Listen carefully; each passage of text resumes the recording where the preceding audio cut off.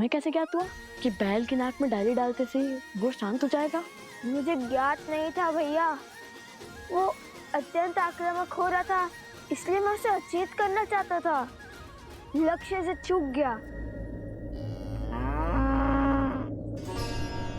हे ऋषभ महाराज, हम आपसे लड़ना नहीं चाहते। हम बस आपको हमारी गाड़ी में बांधना चाहते हैं ताकि हम अपनी माता को सुखपूर्वक फाल्गु नदी तक ले जा सके, उनके कोमल पग को कंकर और कांटों से बचा सके।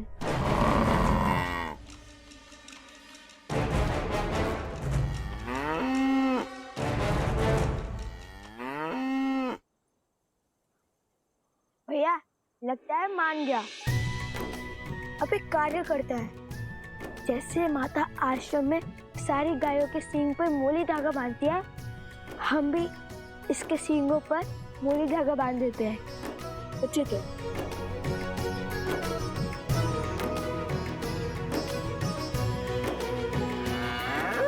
जाओ भैया। जा।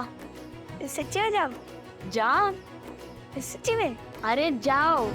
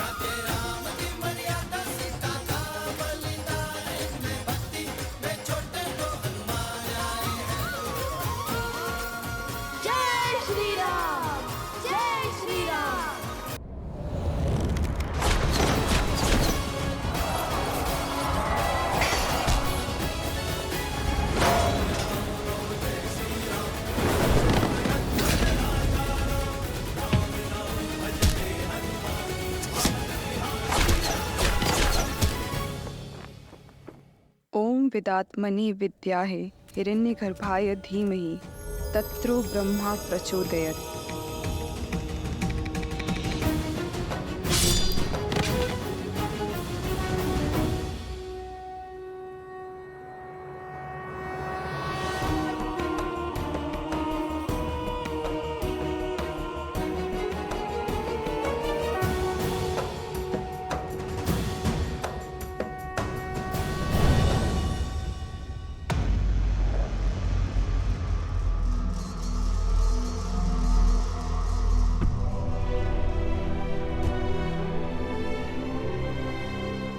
सेनापति,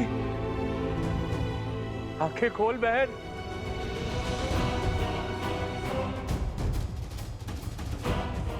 मुझे मेरी बहन चाहिए। क्या किया तुमने मेरी बहन के साथ?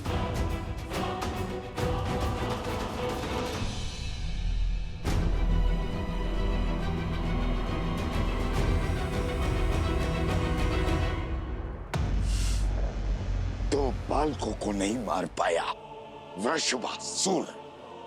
भैया अब हमारी बैलगाड़ी सज्ज है, अब माता को कोई कष्ट नहीं होगा।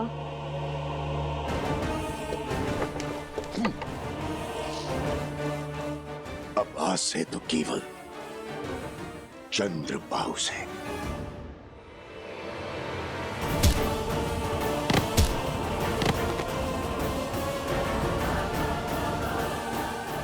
आज पिताश्री को मुझ पर कितना गर्व होगा। मैं शीघ्र ही राम की मृत्यु का शुभ समाचार दूंगा।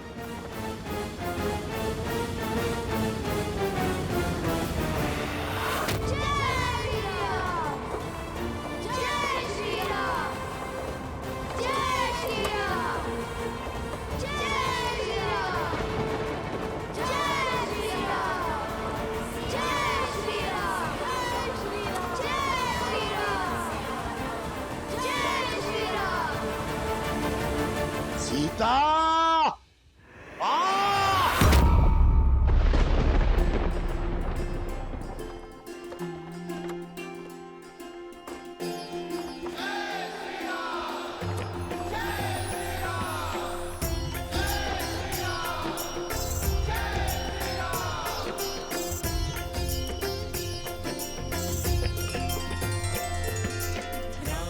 अयोध्या की ध्वजा है। लगता है ऋषियों का कोई समूह उस पावन धरा में प्रवेश करने वाला है। आप कभी गई है वहां? बहुत सुना है धर्म की इस नगरी के बारे में। वहां के सुंदर सुंदर वन उद्यान, कल कल बहती सरयू नदी, इक्ष्वाकु वंशजों की बड़ी बड़ी प्रतिमाएं और राजा राम का सुंदर महल।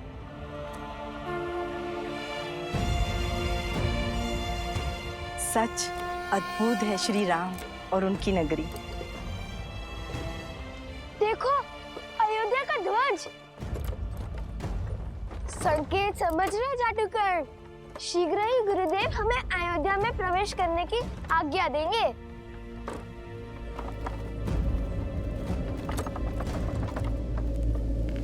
लगता है वातावरण बिगड़ने वाला है।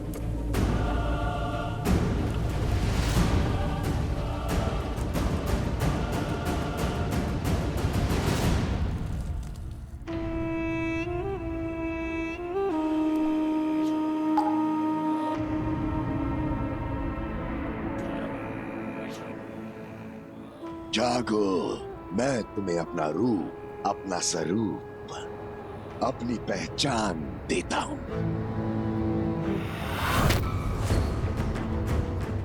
अपने महाराज को मेरा संदेश दो। इंद्र से जागने का समय आ गया है। अधर्म का आतंक फैलाने का समय आ गया है।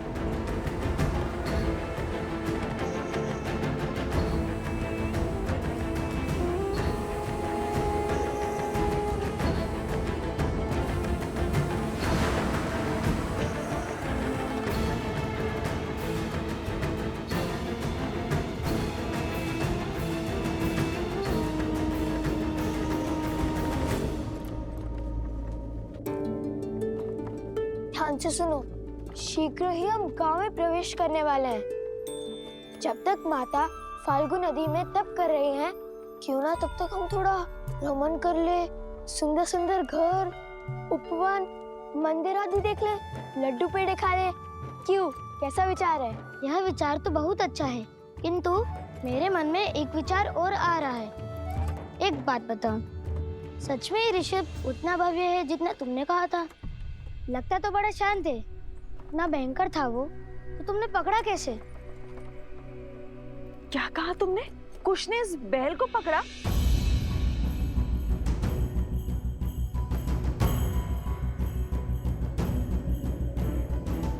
सुना आपने गुरु माँ, कुश ने उस अनियंत्रित वृषभ को अपने नियंत्रण में लिया। अच्छा, अब तुम असत्य भी बोलने लगे हो। सत्य कह रहे हो माता, केवल मैंने नहीं किया, जो भी किया हम दोनों ने किया, है ना लव भैया? लव?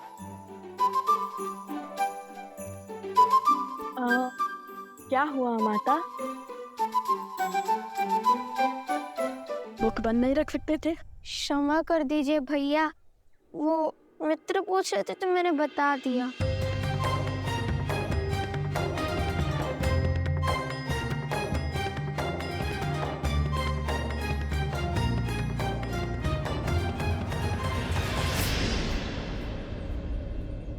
माता!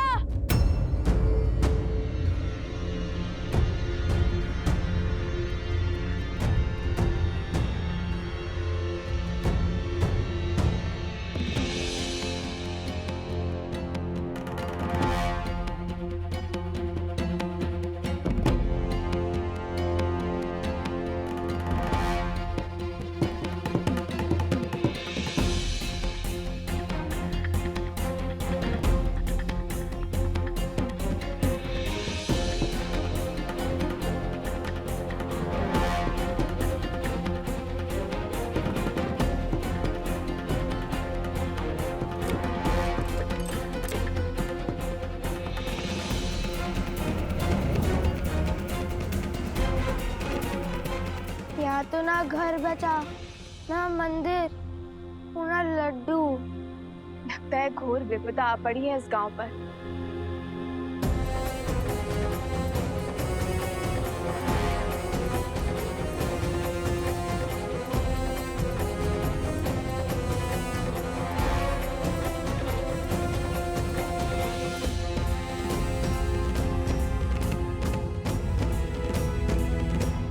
सब कुछ उजड़ा हुआ है माता, परंतु वो देखो उत्तर की ओर, वहाँ अभी भी एक वृक्ष है, घना वट वृक्ष।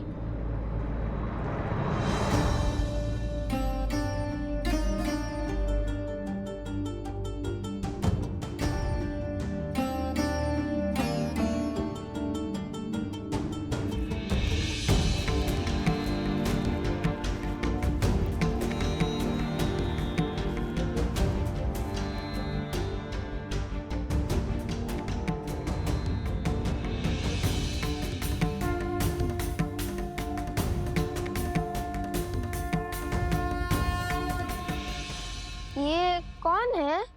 हमारे रक्षक हैं ये ना होते तो उस दुष्ट ने सारी सृष्टि को दूषित कर दिया होता।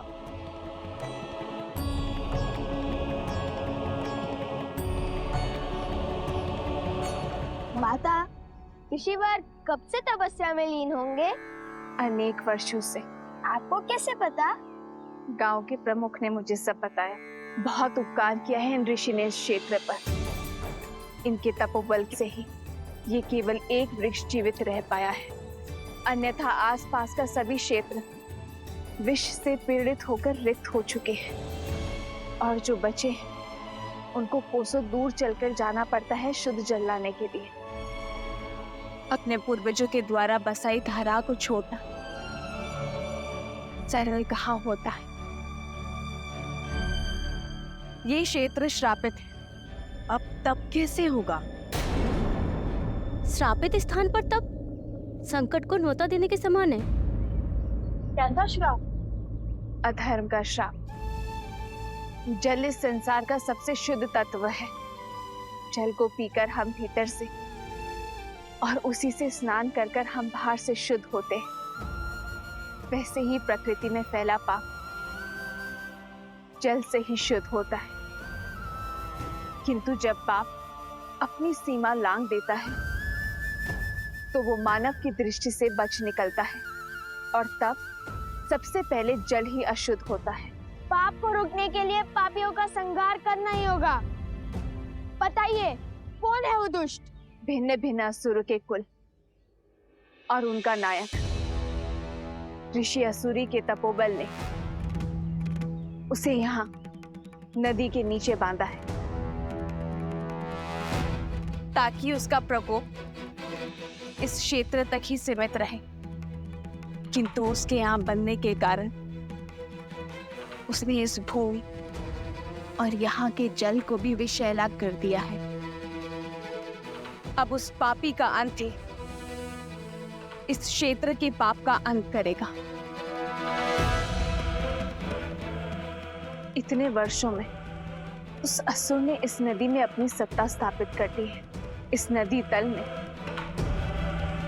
अपना महल तक बना दिया है। वो असुर जल में मक्र है और तल में मनुष्य मकरासुर।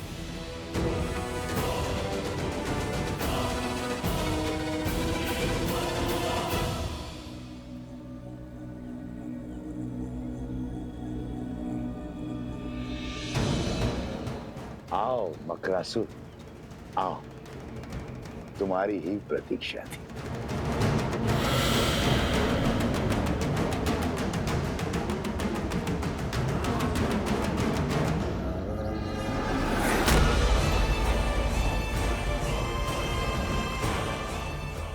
बहुत सुना है तुम्हारे बारे में सहस्त्र मुख रावण, किंतु मुझे तुम्हारी शक्ति और युक्ति में कोई रुचि नहीं है। मैं यहाँ केवल तुम्हारे रक्त का मान रखने के लिए आया हूँ। सुमाली जैसे असुर और पुलस्त्य जैसे महान ऋषि का अंश जो है इसमें। मेरी युक्ति को तुम्हारी शक्ति की आवश्यकता है मकरासुर। असुर कुल के अस्तित्व का प्रश्न है मकरासुर। यूं मुख मत मोड़ो। देवासुर संग्राम के अंत के साथ मानवों और असुरों के संग्राम का शंखनाद हो गया। पूरी मानव जाति एक साथ असुरों के विरुद्ध आकर खड़ी हुई है। ऋषि यज्ञ और तप से हमारी शक्ति छीन करते आए हैं।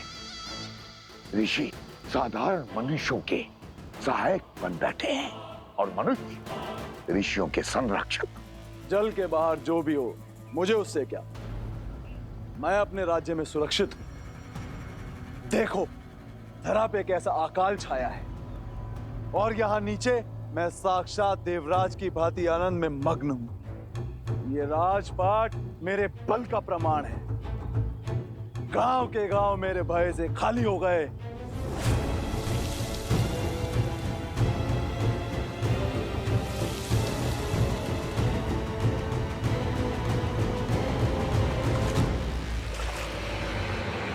क्या हुआ मकरासुर? इतनी शीघ्रता क्या है? कोई है जिसके तप के बल से तुम फल्गु नदी की सीमा से बंधे हुए हो, जिसके कारण तुम क्षण भर से अधिक जल के बाहर नहीं रह सकते हो। ऋषि गण का शिष्य ऋषि असुरी बरसों से तप कर रहा है, किंतु मुझे क्षति नहीं पहुंचा पाया। कुछ नहीं है उसके वश में। अगले 100 वर्षों में उसी पेड़ के नीचे उसका शरीर कीटों का भोजन बनेगा। फिर मैं स्वतंत्र होकर इस नदी के पार जा पाऊंगा और पलक झपकते ही मेरे 100 वर्ष बीत जाएंगे। यदि शत्रु एक से अधिक हुए तो,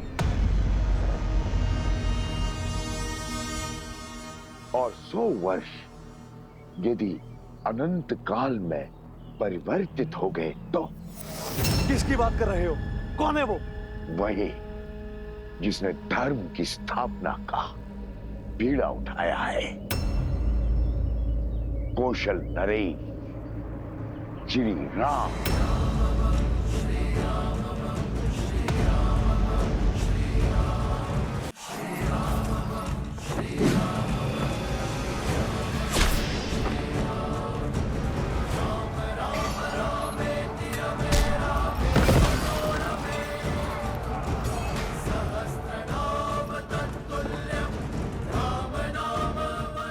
यही क्या वीर चंद्रबाहु का अंत हुआ? ओम विदात्मनि विद्याहे हिरण्यगर्भाय धीमहि तत्रो ब्रह्मा प्रचोदयत्। ओम विदात्मनि विद्याहे हिरण्यगर्भाय धीमहि तत्रो ब्रह्मा प्रचोदयत्।